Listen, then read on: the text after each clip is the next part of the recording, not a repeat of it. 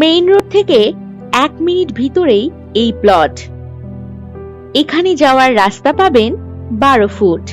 এখানে ছোট ছোট প্লট যেমন 2 কাঠা, 3 কাঠা, 5 কাঠা ও 10 কাঠা হিসাবেও আপনি কিনতে পারবেন।